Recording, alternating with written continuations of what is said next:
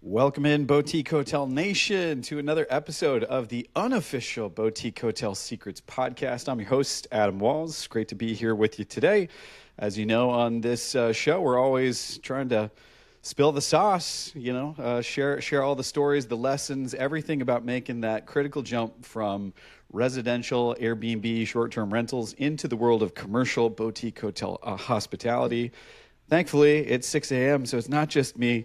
I'm going to bring in my co-host, my mister from another sister, Micah Thomas. Micah, how you doing today, man? Doing great. I'm doing great. Really excited for today. We got a great guest on, and I really want to dive deep on something that I feel very strongly about, and that being direct booking. So just happy that you're up at 6 a.m. Thanks for making the sacrifice. It is not 6 a.m. in other parts of the world, but glad you're here on this episode with us, and I'm ready to dive in. Yeah, so let's do a little bit of intro here. So again, today we're joined by one of the most influential voices in direct booking movement. If you've Googled this, you've seen this man, you've seen this company. He's the founder of Boostly UK, an educator, an author, an operator. He's helped thousands of people across the hospitality businesses build their websites, their marketing systems that truly convert.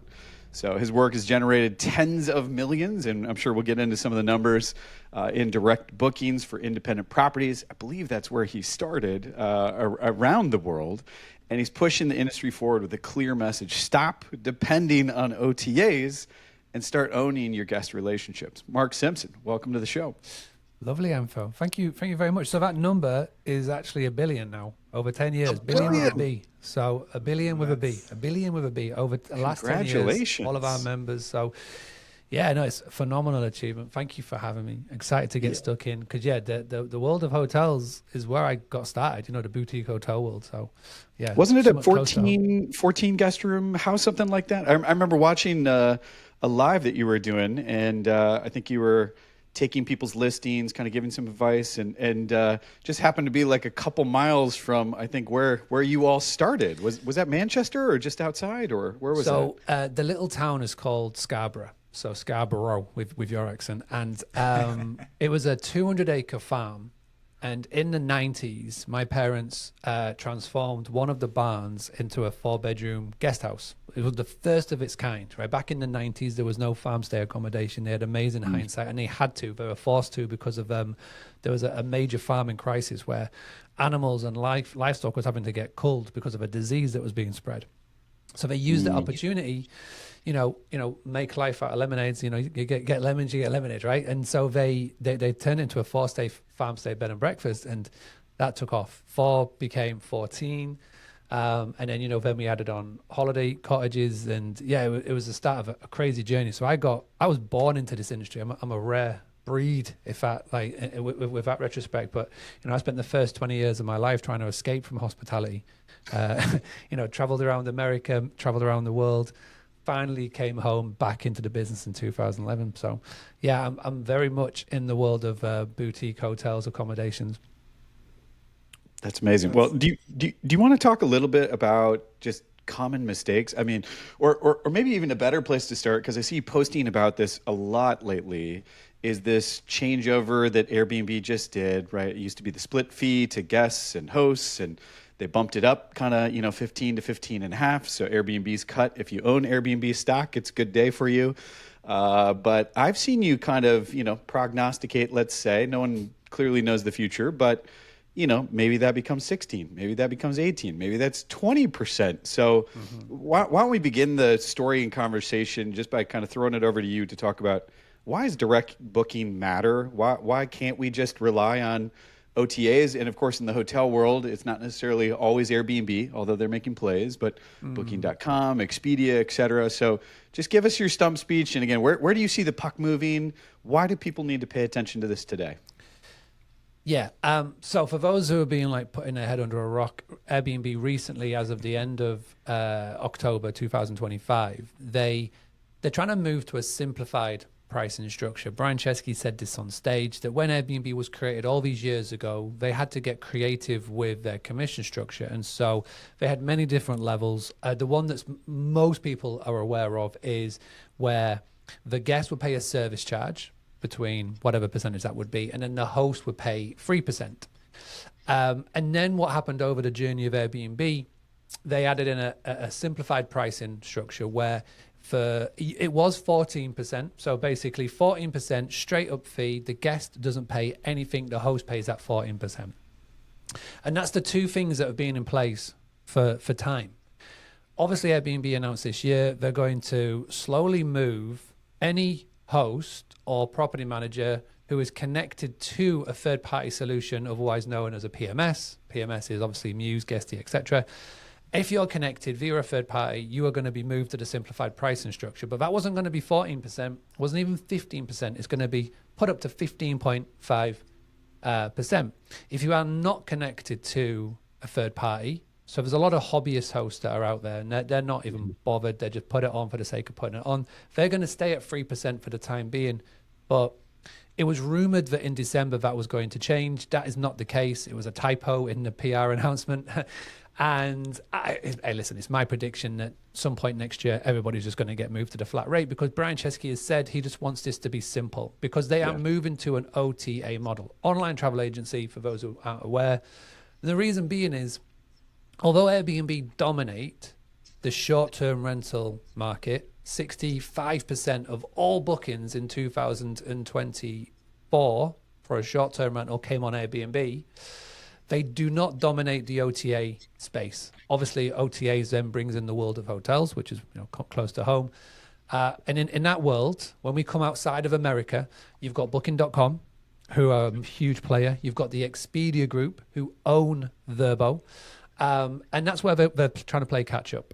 For every one night that is booked on Airbnb, 9 nights are booked with a hotel. So they are massively moving into the hotel space. And it's showing right now. Right now, as we talk, Airbnb are piloting a hotel program in Los Angeles, in Madrid, and in New York, where hotels are baked into the map, right? It's only going to be a matter of time. If you go on the Airbnb home screen, it says homes, experiences, services, which we can 100% chat about later. But homes, I think, will get changed to stays, and stays will have a subcategory of homes and hotels. And that will come sooner rather than later. So, long answer short, more competition, and they're charging more money for it, for no improvement of service. And the thing to me, which was really interesting, there's a really cool chap called Jamie Lane. He is of AirDNA fame. He has got fantastic posts that he puts out on X and on LinkedIn. He just put one out last week, and he was reporting on the numbers since the move of the fee. So 450,000 listings in just the USA got moved from 3% to 15.5% in fees. And he said that of that, 40% of the whole listings that got moved did not amend their rates to suit. Now, every smart and savvy investor, every smart and savvy property manager has adjusted their rates accordingly to make sure that they're not getting caught out. Unfortunately, 40% of them have done nothing. And what's even more crazy, I did the maths. In this one little move from going from 15% to 15.5%, I'm not even including those that jump from 3% to 15.5%. We talked about the shareholders. Airbnb made an extra $123 million in just that one. That's a good move. That's a good memo. Yeah. It's a great move for them. It's a bad move for the people that get affected, the people who, fill up their inventory versus you, right? Yeah. And this is why it's so important. Now, if you ask a service operator, so private chef, masseuses, personal trainers that Airbnb are now pushing, and if you ask the experience hosts, the ones who are providing the private tours, the, yada, yada, yada, wherever around the world, they pay 20% commission fee to Airbnb, straight flat. It's my belief and my opinion. I think it's a matter of when, not if, that the host fee for the stays will move up to 20% and it'll be a flat rate. So now you got to ask your question: if that happens to you, what does that mean to your bottom line? Like, they are eating out your profits. And the big example that I give is Amazon. So you mentioned about the books. This is one of the books that I brought out. It's called the Book Direct Playbook. I brought this out in 2022. Okay, it had to go on Amazon. I did not have any other choice. I do not have a printing press behind me. I've got a 3-year-old bedroom, right? So I had to put this on Amazon, right? For every book that I sell, for every dollar that I generate on Amazon, Amazon takes 66 cents, right? That's 66% commission off every book sale. And when I sell a book, I don't get a name, I don't get a last name, I don't get an email, I don't get a phone number, I get nothing. I Right. just get money put into my bank every 3 months. And that is alarming to me because Amazon dictate and dominate the book industry. They do what they want. And because there's nothing that anybody can do. Yeah. Brian Chesky, at the start of 2025, sat on stage and said he wants Airbnb to become the Amazon of travel. Instantly set off the bullshit alarm in my head. Like, whoa, hang on a second. Because if we don't do anything about it right now, if we literally sit on our hands and just let them keep doing what they're doing, Yeah. what is to stop them from going 20%? What is to then stop them going, hey, 30%, 40%? Listen, we're providing 100% of your revenue. We think this is a 50-50 relationship. There's nothing. And what's even more worrying is the lack of control that they are giving you. So right now in America, not a lot of people know this, they are testing temporary phone numbers. One of the big things that we get right now, and I've been talking about this for years, is that we are lucky to get the phone number because we don't get the email address when I guest books, but we get the phone number. They are taking that away, right? So it's only a matter of time before they take away the phone number, they take away the email. All you will literally have is a first name, last name, unless we start to do something about it now, which is why I come on podcasts, I do webinars, I travel around the world speaking, I show up every single day on our Instagram. We do the audits that you spoke about just then and try and educate. Because my mission and my goal is to help everybody get to 65% direct bookings. And the good news for those that are pivoting into this hotel model, this corporate model, instead of dealing with multifamilies and short-term rentals, is that it's so easy. It is so easy with hotels, so much easier than a short-term rental. And we'll dig into why. Yeah. I mean, that's such a great point. You pretty much just gave a masterclass on why you don't need to depend on an OTA, especially in this day and age, as they're pretty much gaining more control over the guest avatar, and they're giving away less data from that guest. Something like a temporary phone number seems scary because there's no way to retarget these guests. There's no way to encourage rebooking. So I think now more than ever, it's very important to get guest preferences, emails, phone numbers, contact information, so you can retarget and remarket these guests that basically enjoyed your stay the first time and they can come back and stay at your place. So And yes. Here's the crazy thing, right? Here's the crazy thing. Over the last 10 years, I've been very fortunate to be in the same room as Airbnb, Booking.com, Expedia. And, Booking.com and Expedia are very aware of the fact that their job is to send you the guest the first time, right? They are fully aware as soon as the guest walks into your hotel, all right?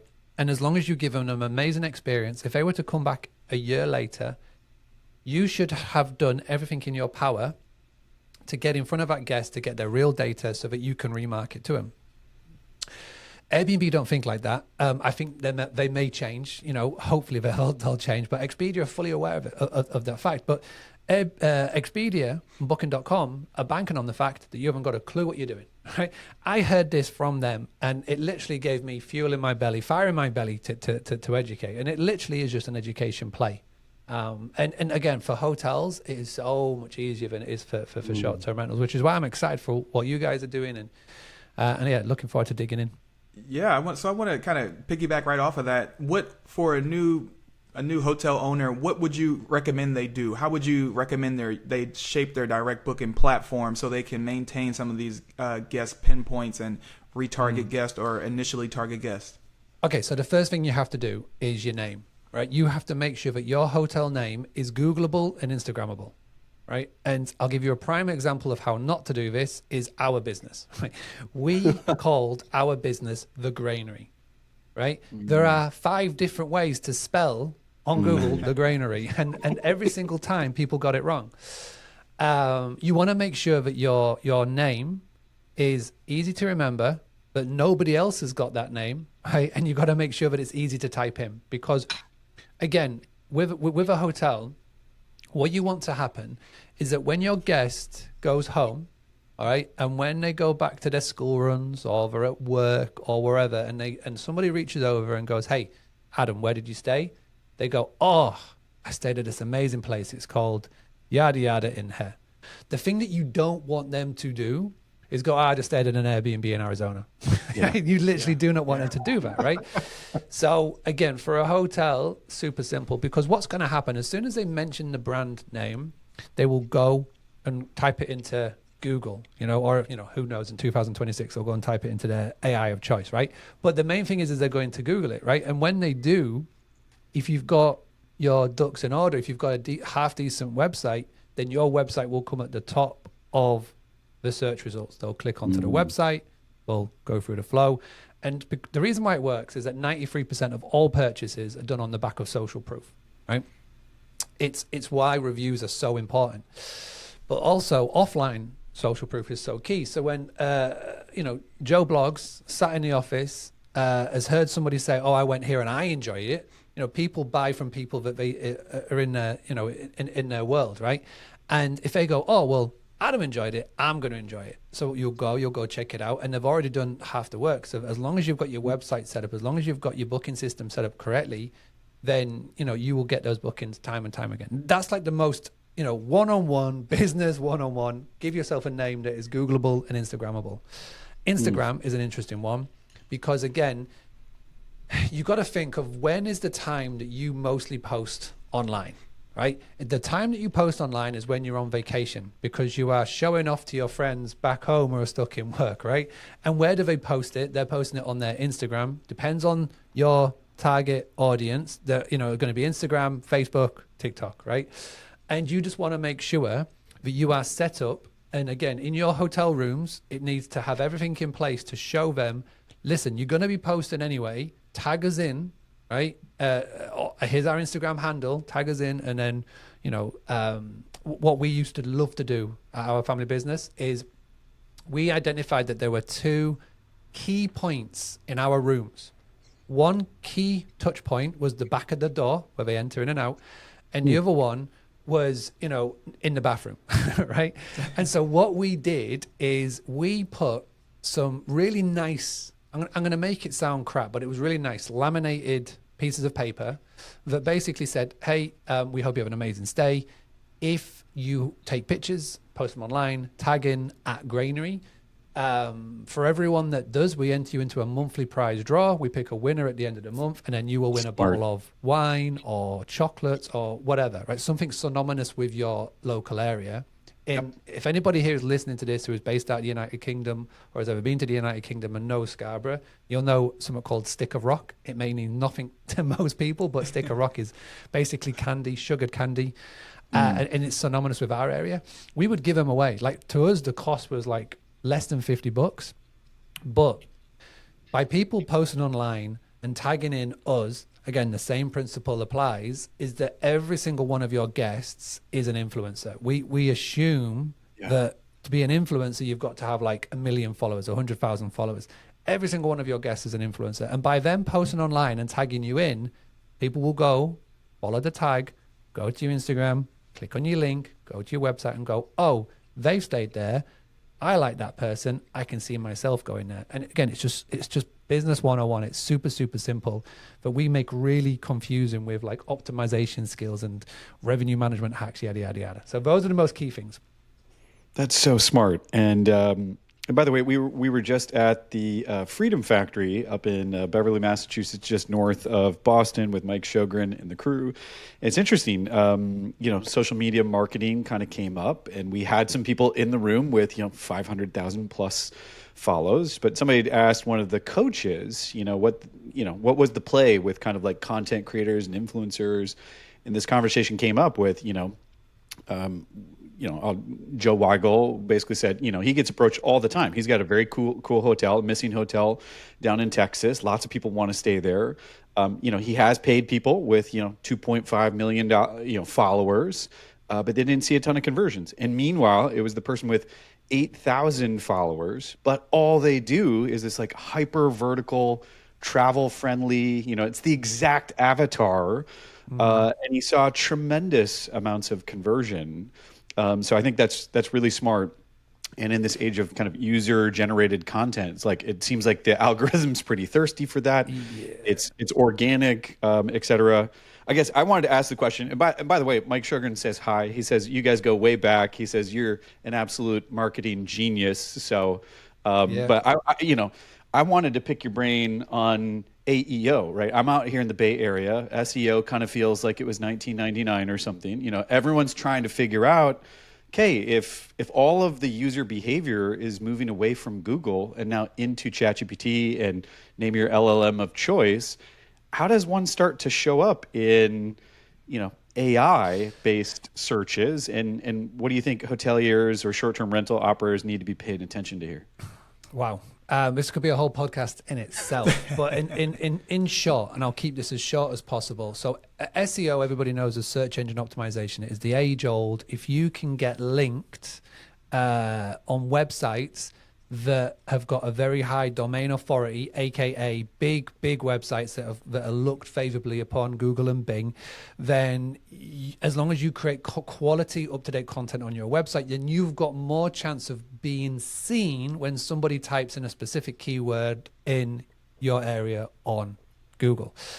This is now changing, of course, with AEO or GEO, which is basically generative engine optimization, or AEO, which is, simple terms. It's if someone goes onto ChatGPT, if someone goes onto Gemini, if someone goes onto Grok and they type in a specific phrase, then you want to come up.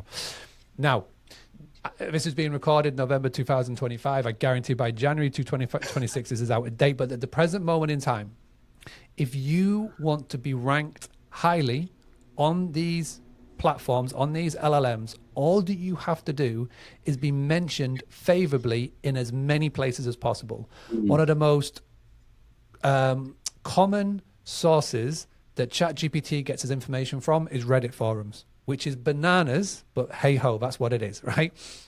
And I didn't plan this. Right, over the last 10 years, I didn't plan for the world of AI to absolutely take over our conversations in 2025 and 2026. But over the last 10 years, Boostly has been featured on over 100 different podcasts. It has been listed on marketplaces all over the industry, and we've got tons and tons of blog posts where we have been mentioned favorably. So now, because of that, if you go to ChatGPT and if you go to Grok, Gemini, and go into private mode, so don't go into like your own personal mode, go into private mode and type in top website builder for the world of short-term rentals, or who's the go-to direct booking experts, we come up. And I know this because 1 in every 10 calls that are booked on our website mentions AI as how they discovered Boostly. Now, I would say, I wouldn't recommend, but you could do. There's some people that say, listen, all you got to do, go onto Reddit forums, pay somebody from the Philippines or Pakistan or wherever, and just post on a shit ton of forums on Reddit about you and your property, your hotel, and you'll come up. And, you may find for 1 week that you will come up top. But unfortunately, it's only going to come up a certain amount of time, because it happens all the time. Marketers spoil things, right? And they will spoil this for those people, and they'll change the rules. And, it's happening at such a fast rate. I'll give a tool that I use a lot, and I find it's fantastic to keep on top of it. It's called Peak AI, PEEC.ai. It's a freemium service. So for the first month is free. After it costs about $90, but you can basically see under specific search terms where you rank on the different LLMs. And, I used it for a month. I canceled the free trial because I got everything that I needed out of it. But that is the best one to show how you are showing up visibly. But what I will say is, if you've got a crap website that's built on your PMS of choice and it hasn't got any WordPressisms in it at all, it's pointless, because you're not being seen. I can tell you right now, you can come pay me $100, right? And I'll tell you, you're nowhere, because you need to have that website. So yeah, that's in a very short word, AEO, GEO, and all that lovely stuff. Yes. So, obviously you're pushing hard for direct bookings and you have a really good product in Boostly. And the biggest thing I think that I'm thinking about right now is like KPIs or measurements. How do you measure the success? What metrics do you look at to say, okay, I'm getting great returns out of my direct booking website? Or like you said, my direct booking website is crap and I need to hire a professional or hire Boostly to take over the reins for me. Yeah. So So my goal is to help everybody get to 65% direct bookings, right? First things first. A big misconception of what I talk about, and there are people online that go, "Oh, he doesn't know what he's talking about. He talks about direct bookings." No, it is as dangerous going 100% direct bookings as it is being 100% OTA, right? For the simple reason being is that Airbnb, Booking.com, Expedia spend millions, if not billions, for brand awareness, sponsored ads, to making sure that when your potential guests are running a search online, they come up, right? You can't compete with that. Doesn't matter how good at GEO, SEO, or paid ads that you do, they will literally kick you in the balls, right? Or the lady balls, right? And they will just walk away because they will win at that. But what you have to do, and this is a really cool stat, 65% of all direct bookings start off an OTA search. Okay, so let's just say 7 out of your 10 last direct bookings, they've started their search on Airbnb, Booking.com, or Vrbo, right? So you have to make sure that you are ready to capitalize and take advantage of that. My sort of main goal, 65% direct booking. So 65% direct, 35% other. And we say Airbnb, we say Booking.com, we say Expedia. This could quite easily be another podcast episode. I think next year is the rise of the niche OTA, the niche online travel agency, right? There are a ton out there. Wimstay being one. You've got niche listing sites now for every single avatar, right? And it's only going to get bigger. So that's something else. But anyway, 65% direct, 35% online travel agency. A good KPI for you to be tracking for your website. An average industry website converts at 0.4%. So that means for every 1,000 hits on your website, it has just 4 people that will convert. With Boostly websites, we convert at 2.5%, which is 5 times better than the industry average. So that's a good one for us. And this is a good one for you to be looking at.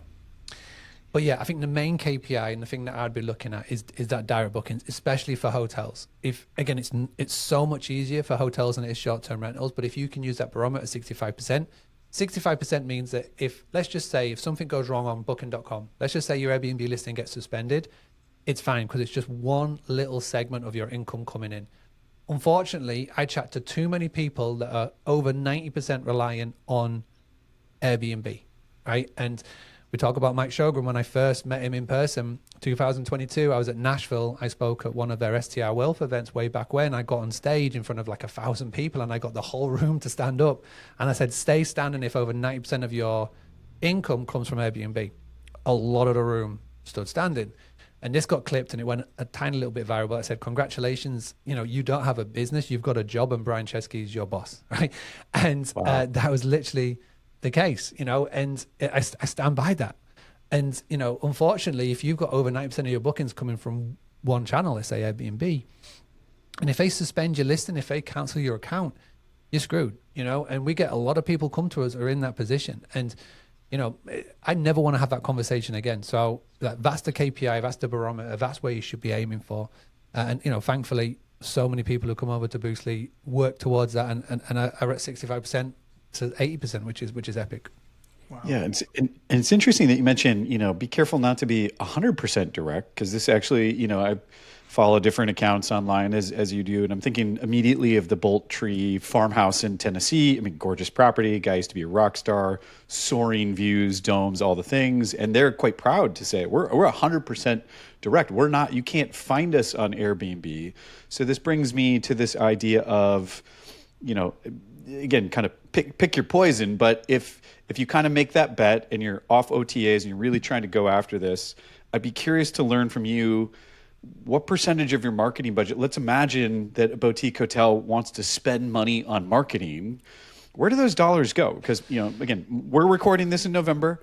Micah and I are probably 30 days away from owning our first boutique hotel. We conceptually know, I don't know, do we need $2,000, $5,000, $10,000? Like, obviously you can ratchet this up, but let's imagine we've got a marketing budget and we're talking to Mark, or we're talking to the Bolt Tree farmhouse gang. Like, clearly there are places that you spend money. So where and how should a new boutique hotel operator go? Here's the cool thing for you guys. As you're getting going, I would spend 0 on marketing, right? I love Absolutely 0, because you can start off with simple Word of mouth. And I talk about it in the book. There's a whole chapter. It's called the Do You Know Anyone, where you just literally rely on this, your phone, your contacts, and you're just going to go out and call and speak to people who know, like, love, and trust you, who will want your boutique hotel to be a success. Now, I'm not going to ask them to be a customer. What I'm going to do, and the exact script is in the book, right, is basically saying, hey, Micah, do you know anyone who is looking for a place to stay? Do you know anyone who would love to stay at a boutique hotel, right? Do you know anyone who's looking to come from out of town? Do you know anyone who needs a place to stay? By asking that question, you're not asking my friends, my family, my co-workers, my peers to give me money. I'm asking, hey, simply, do you know anybody? If you do, please, set up a group chat, send them my details. If they make a booking and they mention you as the reason why they booked, I'll send you X in return, right? That X could be a maximum spend of like $50, $100, right? And because you know them, you know what they like, right? Let's say they love spice rum, bottle of spice rum. I'll send you a bottle of spice rum. Say they like soccer, like I do. Say, I'll send you a soccer jersey or whatever, right? And by doing that, they will love to help you. Why? Because they know you, right? They want to help you succeed, and they'll be more than happy to spread the word. The reason why people don't do it is because they're scared, right? And it's going to take a hell of a lot of time to send that first message. But once you've sent that first message, you'll send that second message a minute later, right? And again, you just put out 100 people, write them down, go in your phone book and just go one by one by one. And that's it. Doesn't cost any money, just costs you time. Second thing that what you're going to do, this can cost, okay, let's tier it. The first one was free. This one, let's just say $50 to $100 a month. It's Google Ads, right? Now with Google Ads, and again, Google is massively still used. Doesn't matter what anybody says about AEO and GEO and all that nonsense, right? There's a thing called bid on brand, right? So whatever you name your boutique hotel, it's going to be the Wesley Hotel. We can even use that as an example. Fantastic. Wesley Hotel. Be careful how you spell that, because I would say that would be Lee, or you could do Lea. You know what I mean? We're using it from the guy. So John Wesley Powell is a real figure. He was the pioneer that came down the Colorado River. Lake Powell, America's second largest man-made lake, is called Lake Powell. No one knows this dude's story, and we thought Wesley, it's kind of old-timey. It's very pioneering, southwestern. It gives the place a place. So anyways, it is EY, but I can already see where this is going, where 1 million people are going to type in all the variants. So I would never have thought EY. I was going to think EE or EA. But anyway, that's going back to the first thing to talk about. Great But with Google Ads, right?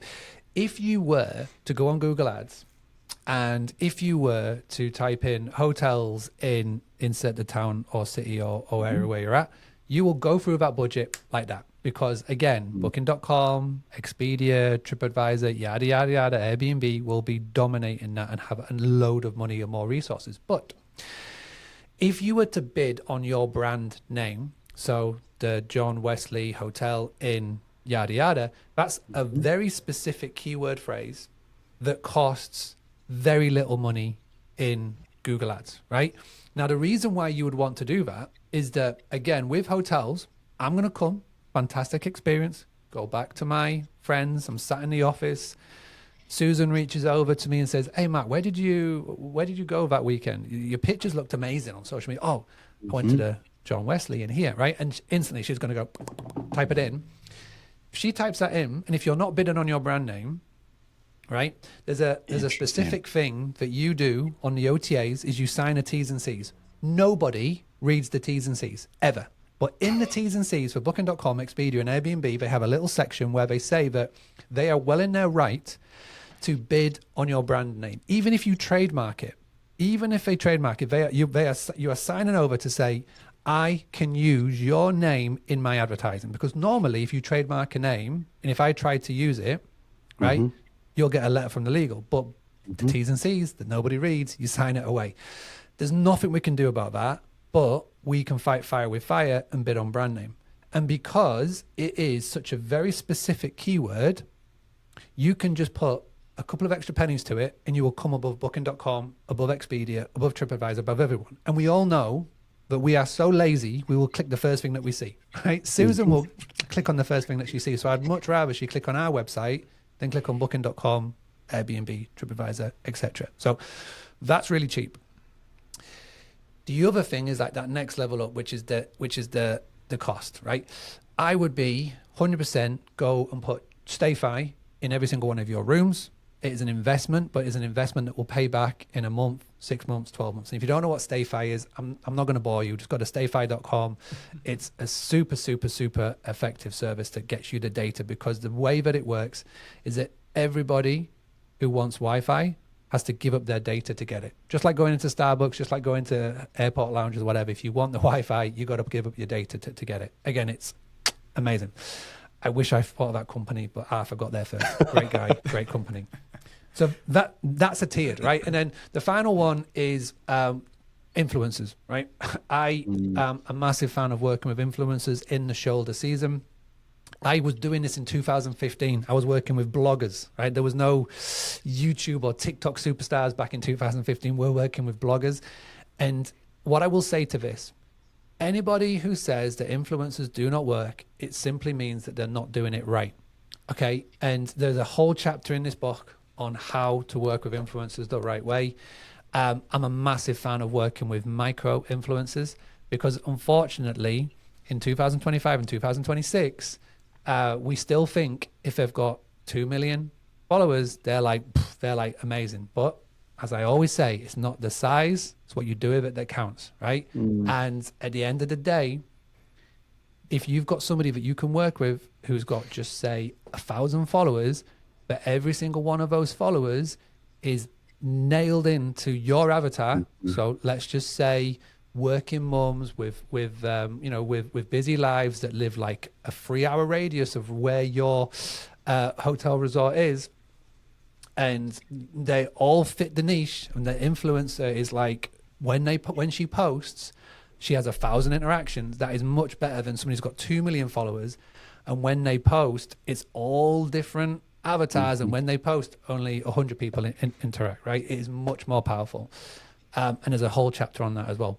When you work with these, gone are the days, it's not 2015, they're not going to do a freebie. Gone are the days when you can do it for free. You got to pay them, because they are content creators. You've got to get into your mindset. Working with these is like working with a photographer, right? You would not expect a photographer to come and snap and take pictures and videos of your place for free. These content creators now, they've got all the gear, they've got drones, they've got fantastic footage.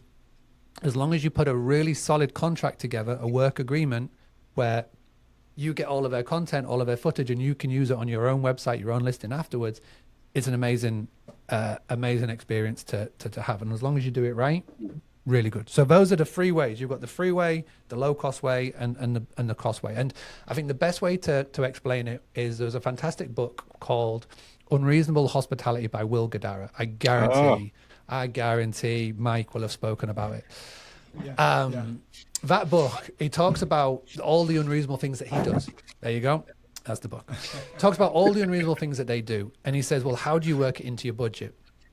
And here's a good thing. Once you get going, he basically takes 5% off his revenue and he allocates 5% towards it.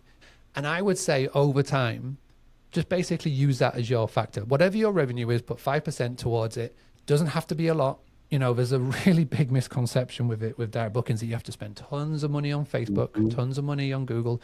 And the reason being is, the person who says it doesn't work, they just went onto Facebook, they just went on Instagram and hit that boost post button. They hit that and they complained because it brought in nothing, because that is the lazy way. That is the thing that Facebook and Meta want you to press, because you are literally, whatever you put down, $50, $100, you might as well just set it on fire, because it's never going to work. Yeah. These things that we talk about and the things that are in this book, there's 101 tactics. Like, there's only a few of them that actually cost money. Everything else is totally free. So that's how you do it. That's amazing. I mean, my gosh, you've touched on so many things. I'm sure, we've gotten great value out of this episode. I'm sure our listeners will get great value as well. If there's anything, one piece of advice outside of the many gems you've dropped outside of the book, if there's one thing someone could do today that's got a boutique hotel that's not getting direct bookings, what would you say they should do right now? Should they come talk to Mark Simpson, get a membership with Boostly? Is there one thing they could do today that could make a significant change immediately? Yeah, obviously come to Boostly. Come and have a chat. Boostly.co.uk, boostly.co.uk. Book a call with us. You know, we've got a fantastic setup and service, if I do say so myself. Like I say, we've just generated $1 billion in revenue over this. Not us. I wish I had $1 billion in revenue. No, that's for our clients and for our members over the last 10 years. So it works, and it has a money back guarantee if it doesn't work. But outside of that, I don't know which guru I heard say this, but it really resonated with me, and I've got it now on my little morning routine pump up playlist that I listen to every day on the YouTube. And it's the rule of 100, right?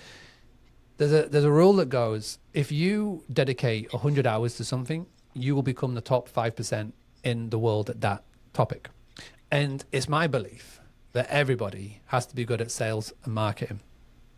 The problem with sales and marketing is everybody will go, oh, I am crap at sales and marketing. Well, 100 hours, right? And you think, oh, I haven't got 100 hours. Well, 100 hours over the course of a year is 18 minutes a day.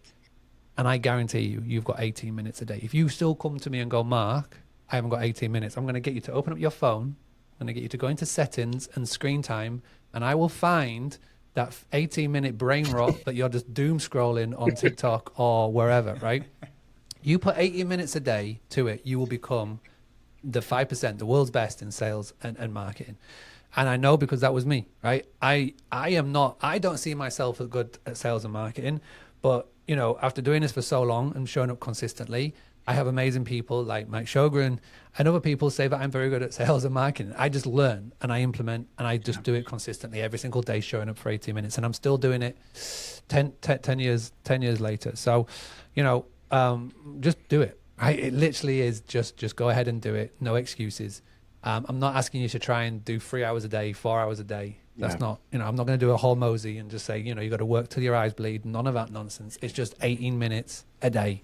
And you'll get very, very good at sales and marketing. Because at the end of the day, business 101, if nobody can see you, nobody can buy from you. And that's what literally business is all about. That's amazing. I did in Hong Kong. I was lucky enough to get on stage and do stand-up comedy. Actually, one of my best friends grew up in Manchester, and that was some of the advice that we got from some professionals that rolled through once a month. I mean, it's kind of a band of amateurs. We weren't like pro level or anything, but we had a ton of fun. Yeah. And you know, one of the questions is like, how many times have you gotten up?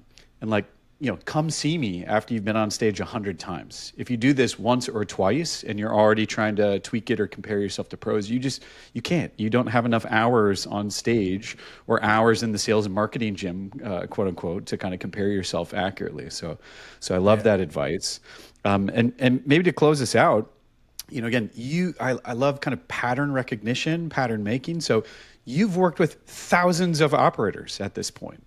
So what, you know, if you had to kind of put your finger on it, what's the one thing that you think separates people that successfully grow their audience and break away from the OTAs, from those that kind of understand it, try and do it, but then ultimately fail?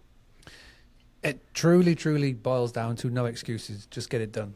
You know, procrastination is the killer of all good ideas. And over the years, I've had so many people who either sign up or, you know, speak to me and send me a message and they're like, yeah, absolutely. And then like a year later, they'll go, oh, this Boostly never worked. This Boostly's crap. And I'm like, all right, show me what you've done. Yeah. Right. And we've even now, thanks to Go High Level, we've even got our own CRM at Boostly. And I've got an agency CRM where I can see every single person and client sub account. And when somebody comes to me and goes, Mark, it's not working, the website's not growing bookings, I open up the sub account on their Go High Level and I just, you know, pull up an email, screenshot, not one email sent, not one social media post. Wow. You know, you've not done any of the training. And it simply is, I can see it. Those who show up, those who learn, and most importantly, implement, are always the ones that succeed, from the ones that just sign up and they just hope that there's going to be like a magical fairy that just appears and, you know, waves a magic wand, and then all of a sudden you've got, you know, 70% direct bookings. You know, I see Mike Shogun as like a prime example. I feel like he could have done any single vertical, right? He could have done anything. He fell into the world of short-term rentals for whatever reason, but he just has got this mindset and this work ethic and just getting shit done that I just feel like is contagious, right? And when you get in and amongst his world, and obviously you two can speak to that, he's not only affecting like and Mike and other people that are in his organization. It trickles down, right? And if you can just get yourself around people like that, you will just be better, because there are loads of coaching groups, there are loads of masterminds. Some are better than others, but the ones that like stand the test of time, and I always say the cream always rises to the top. And doesn't matter what happens with AI and GEO and all this nonsense that's coming down the line. Doesn't matter what happens with tariffs and politics and all that shit. At the end of the day, the people that you surround yourself with will impact on how you perform. And those that do that and do the work will succeed. And that's the main trait that I've seen time and time and time again from people. I love it. Well, take action, folks. You heard it here first. And again, this has been, as Micah said earlier, a masterclass in sales marketing, thinking about direct bookings, breaking away from the OTAs. So he is Mark Simpson. Again, you can check him out, boostly.uk. You can spell that wrong, in fact, and I'm sure this man is bidding on his own keywords. So I've learned a ton, man. So thank you so much for, again, just being an advocate out there in the space. I see you everywhere. So again, as a small, band, I don't even know how big your organization is, but you guys have an outsized presence. And again, that's not by accident. That's not a mistake. That's through intentional effort. So again, thank you for agreeing to chat with us. Thank you for what you're doing for the industry. And yeah, I can't wait to, see where all this goes moving forward. But a real pleasure to have you on. And it sounds like you're coming over to the World Cup next year. Any predictions there? I mean, maybe we can wrap off. Is Team USA going to dominate Team England? That's what I've heard. I've heard that. But Team USA will be going out in the groups. Where's my predictions? I think England are looking all right. I think you can't ever look past Spain. Yeah. Spain are looking good. France are looking good. But then you never know. One of these, it won't be Brazil. Brazil are shocking, even with Ancelotti. It would be awesome to see Argentina do something, obviously with the Messi factor. But I honestly think a European country will be taking it home. But I'll be there at the final at MetLife at New Jersey. So I'm looking forward to coming over, and we're going to spend the whole summer in America. So I'm looking forward to checking it out and coming up to see all the places, and hopefully I'll come over to you guys and check out the hotel. I was going to say, if you're out in the Bay Area, I'm just 30 minutes east of San Francisco. So please feel free to ring me. And then again, if you get down to the Grand Canyon, Sedona, Zion, if you're going to do that Grand Circle Loop, Page, Arizona is where we're at. And again, we're targeting kind of that April, May timeframe to be up and running. So again, fingers crossed on our side, but we just feel like it's important to document our journey going from 0 to 1. Again, a couple guys that were pretty successful with normal jobs, grew kind of some side hustle on Airbnb, now jumping into the hotel space. We're having a ton of fun. And again, talking to experts like you, I think gives me confidence, right, that we can do this. So thanks again for your time and expertise and everything you do. And that's the pod. Thank you.